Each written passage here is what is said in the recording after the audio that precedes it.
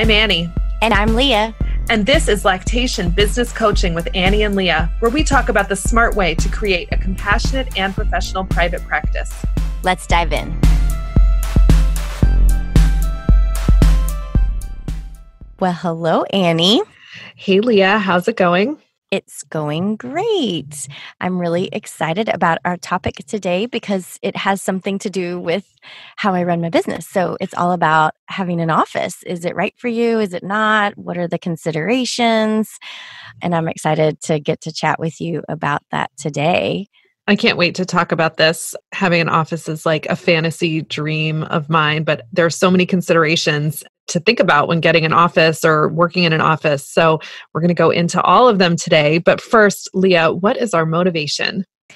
So one thing I think is really important as you go through and you're making considerations like, should I be in an office? Do I want to be in an office? Is to actually reflect, I think, quarterly on your business. What are you wanting? Are there things you want to change? Are there goals, new goals you want to set? Have you, we're thinking about the office, but now you've gotten a quarter into this year and you're like, maybe an office isn't a good fit. I thought I was going to have more backup income, but the starting off of my business has made, marketing the higher cost priority. So I'm going to push back my goal on getting an office, or I'm going to push up my goal on getting an office because I've done this first quarter and I'm so sick of driving that I'm never going to drive again. So that's going to push up on my list. But I think we don't think about the direction of our business. We kind of just roll with the tides and maybe roll with the tides of what's hip and cool on social media. Sometimes I feel like I'll get sucked into, something that somebody else is doing on social media and I'll be like, oh my God, that sounds really cool. I want to do that. And then I'll start down this path that I'm like, is that really right for my business? Maybe not. Maybe it's really great for that company that I saw, the LC talking about it on one of the Facebook groups. But I think it's important for us to take this moment. You might just set a timer, not a timer, but a reminder in your phone, maybe the week before your new quarter starts, and just kind of have a moment of reflection. Like, where's my business at? What am I looking to do? What are my goals for the next quarter? Am I going to stay the course on the things that I said I was going to do last quarter? Or I'm making shifts because that makes sense for a business. And I think this is just smart business. And when you don't have any employees or anybody else kind of telling you what to do, you, the CEO, have to kind of make these meetings with yourself. So make a meeting with yourself. I like that, meeting with yourself. It's really easy for me to get kind of bogged down in the minutia of just getting through each day, and sometimes not realizing that if I make a larger change, it solves a lot of the smaller problems that are eating up so much of my time, and building in that time to reflect is really the place to do it. So like, is this working? And sometimes you're like, oh my gosh, this actually is totally not working and I don't have to do it anymore. Right? I totally agree. So one thing that's been on my to-do list for quite some time is to figure out how to get in an office space. I love home visits and I don't see myself giving them up completely. I mean, I say that, but I don't know, I hear really nice things about having an office, but and there's a lot of barriers for me where I am in New York City. I mean, availability of a space and the cost of rent is one thing, but I know that's not the only way to get an office space. So what we're going to do is go through 3 different types of office settings that you could be considering working in or creating for yourself, and what the pros and cons of each of them are. So the first is one that I know, Leah, you are intimately familiar with, and that is working in a physician office. So tell us about your situation and what your group practice does with the physician offices that you work in. Yeah, so we are in a pediatric office. It's a big pediatrician office because there's 9 pediatricians there and 5 FNPs. So it's a really busy practice. We're there 5 days a week and we are contracted. So we're not employees, direct employees to the company. They're contracted, and then they handle all the billing and all the facilities upkeep. So it's really an ideal situation because I don't have a lot of overhead. They give us all our supplies. There's just a few things that we bring in just because it's a little bit easier for us to get our hands on them. And most everything else, like they supply the gloves and the cleaning stuff. And obviously they're keeping up the daily maintenance of the building. So they have a cleaning crew that comes through our rooms. We have a kind of a lactation ward, they call it, where we've got 3 treatment rooms and then we have 2 waiting spaces. So it's really an ideal situation in that we don't have a lot of overhead. I mean, I think the only con is, or it's not even a con, it's just a consideration, is that you're going to be working with these providers directly. So you're always going to need to be in communication with them and work in the way that they want you to work. I mean, you will be a little bit limited by that, especially if you have, I mean, our practice is not so much this because they're just amazing and they're like, hey, do whatever lactation says. Like they're the ones that know about that. So they don't usually make big sweeping changes, and we do a lot of working together, so I love that. Like in real time too, because we have like an internal messaging system. So like in real time, I can be sitting in a room and be like, okay, this baby is at 16%. This is what I'm going to do. I have this concern. We've actually had some emergent cases, breathing concern, and like the pediatricians run right over and they take a look, and it's like, it's so amazing. I love that part of it. It's like you always have a backup squad right there. And the funniest thing on top of that, we've had to have an ambulance called twice, which is just insane to think about. But we just see such a high volume, it's inevitable it's going to happen. And the fire department and ambulances are literally next door. So like if you call an ambulance, literally somebody's in your room within 30 seconds to a minute. Like EMT that's reassuring. Staff. Isn't that crazy? I know, it's really funny. They don't even turn on their sirens. They just like, we share a parking lot with them. That's hilarious. Isn't that weird? I know, it's so weird. And it's recently built, so it's kind of funny. It's a new thing. So anyway, the only con would be, like if you were in a practice that maybe isn't as breastfeeding friendly, or has kind of very set in their ways. Yeah, you just want to make those considerations. It sounds like you really need to trust the practice that you're working with and feel like you've got a good vibe with them. And that's going to start with the kind of contract you set up with them right at the very beginning when you're negotiating what your relationship will be with them, that financial one. And there's a couple of different ways that you can do that. You could be an independent contractor. And in the US, you've got different laws in each state for what is possible with independent contractors versus being a payroll employee. So that's going to be, how what your relationship is with them, how you're getting paid, what you're getting paid. Are you getting paid a percentage of revenue that you bring into the practice, or are you getting paid a flat fee for each visit? Are you on a weekly salary that has specific hours associated with it, regardless of the volume? And then you might want to, when approaching a pediatrician practice, say you've got a pediatrician that you really vibe with, and you want to go to them and talk with them about why they should hire you. In the US, having an understanding of incident to billing, which is where a way for them to bill for your services under the physician when you're on the same premises as them, where they can bill different kinds of insurance codes for your work, make more money, which then means they can pay you. So not thinking about it like, okay, here's what a lactation consult is worth, and then saying, oh no, if I go into an office, I'm then going to have to pay a percentage of what I already, what that going office rate is.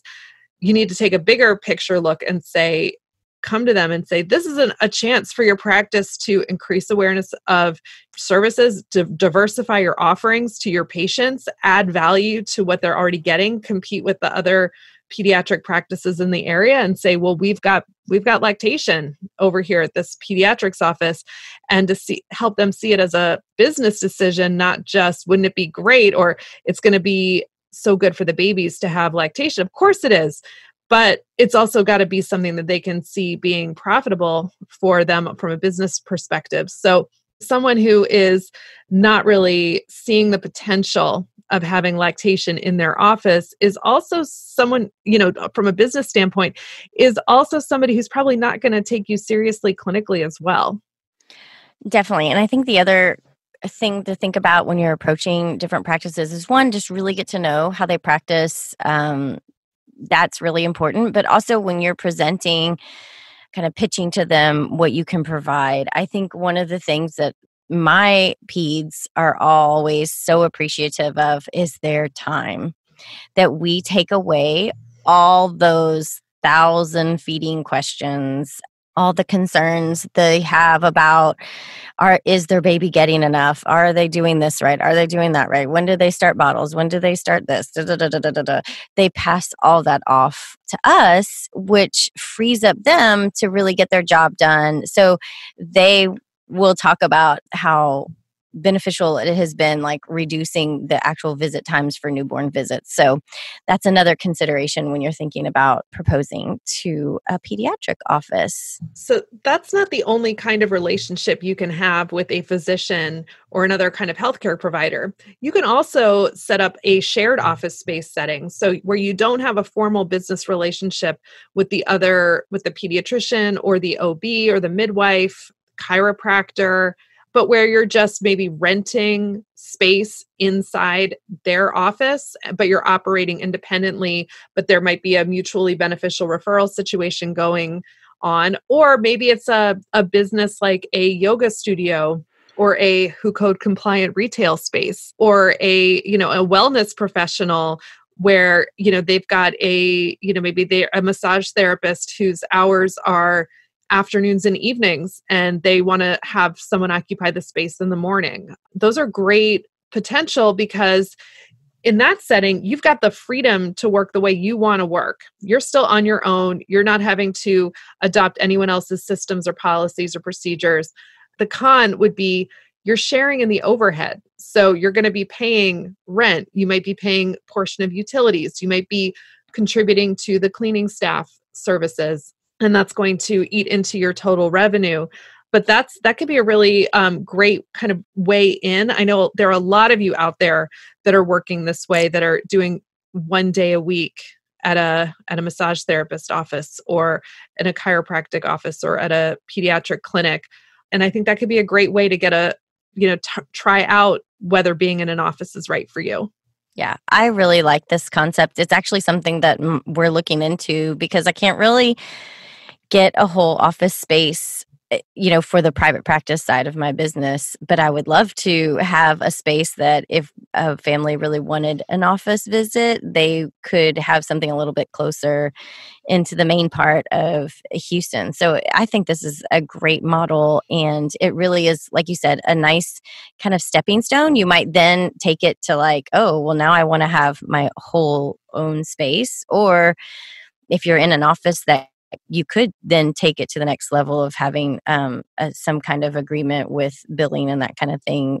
It would give them a taste of what it's like to have you in the office. So I think it's a great in between. And I think, like, just from a purely financial standpoint, if you're going to evaluate whether you can afford to have an office, to rent an office space from someone else, take a look at what that monthly rent is and the expenses related to it, and say, okay, how many consults is that?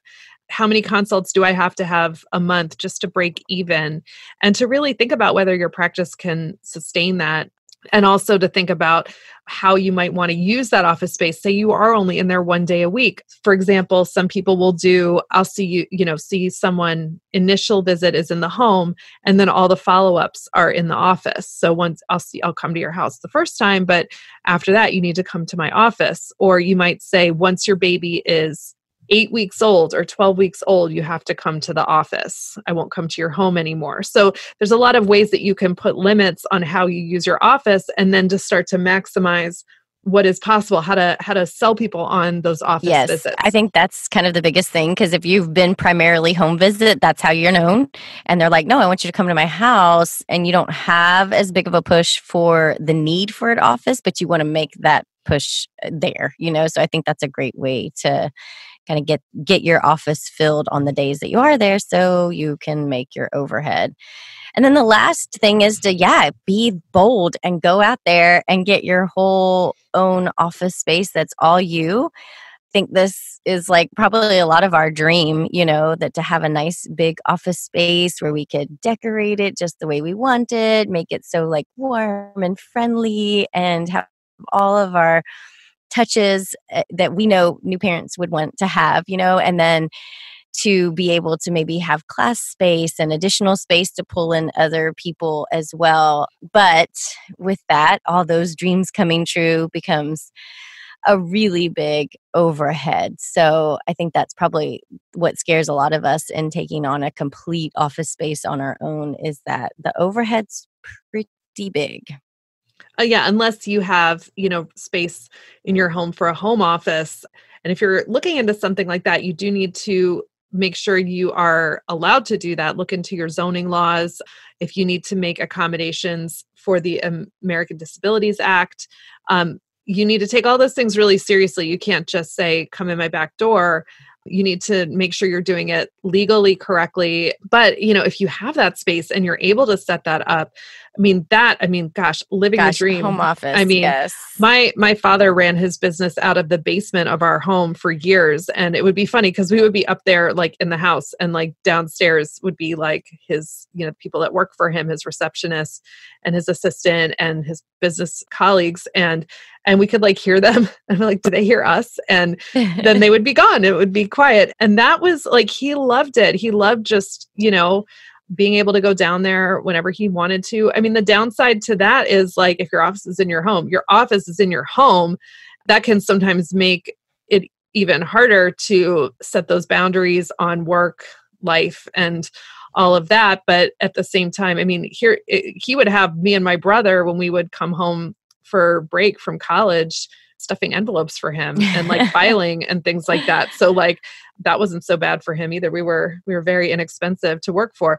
So I think there's a lot of possibilities. It would be something, if you were going to look into having your own office, maybe finding your own space to take over, to really sit down and do an official business plan, and sit down maybe with your accountant, or hire an accountant if you don't have one, or get a business coach to really run the numbers and see like, what are the possibilities here? Because, I think I would say, I don't know, I'm going to hazard a guess that like a majority of lactation consultants have some vision that their community is going to have this amazing center for postpartum care in your neighborhood, where it's like, you and all the great people are just there making things better for families and babies and parents. And like, what if we had this great space and we could do classes and we could have postpartum mom baby yoga and all of that great craniosacral therapy and all that great stuff that costs money. But, there might be a market for that in your community that doesn't exist. And maybe you are the one to build that. But I'm also going to say, if you're not the one to build that, that's also okay. Like you don't, yes, like everybody, that doesn't need to be the end goal for every lactation consultant, even though we all dream that it would be so amazing to have. I think, kind of going back to my motivation tip at the top of the episode, it's like, just being really honest with yourself about what do you want for your business, what fits for you, and then looking, if you're thinking office, it's like, okay, which one of these models fits in for me, and really pursuing that if having an office space is important to you. And what you feel like is most accessible for you in the near term and most sustainable for the long term. Absolutely. Such an important thing to consider. So as we wrap up the episode today, I know you have a tech tip for us, Annie. What you got? I do. So if you have at home a computer that you're using for work, but maybe you also have other people who live in your home with you who are using the computer as well. In my house, they would be small people who like to play Roblox and Minecraft. Oh, yes. So my tech tip for you today is, if you're sharing your computer, everyone who uses that computer should have a separate login and password. And don't ever let anyone log in through your access. Their operating systems are very sophisticated these days, and they can have different profiles. And you can even have a guest profile set up if you have, a need for someone visiting you to use your computer. They don't even have to log in. They can just use your guest access. So take the time, set up those logins, teach your children how to use a password. It's never too young to teach good password hygiene. And, And make it so that there's no way they're going to get into your client files and bust your privacy. Absolutely. That is such a good reminder. And I think a lot of times we think, it's just a kid. What are they going to, like, what could they mess up? And before you know it, they're like so tech savvy, they could get into a lot of trouble for sure. So I think that's a super important tip. Well, it's been fun talking to you today, Annie. I just want to put a reminder out there for our deeper dive calls. We'd love to have you on there. You can go to patreon.com/Lactation Business Coaching to take a look at the topics, and you can join for the $20 sponsorship. Then you will be on those calls with us and getting the recordings. So we look forward to seeing you there. Can't wait. All right. It's been great talking to you, Leah. Bye. Bye. Want to continue the conversation? Join our community and connect with other private practice lactation consultants just like you. We offer support and exclusive member-only content designed to help you create a compassionate and professional private practice. We're all in this together at patreon.com/Lactation Business Coaching. And if you enjoyed today's episode, leave us a review and share it with a friend. Be sure to hit that subscribe button so you never miss an episode.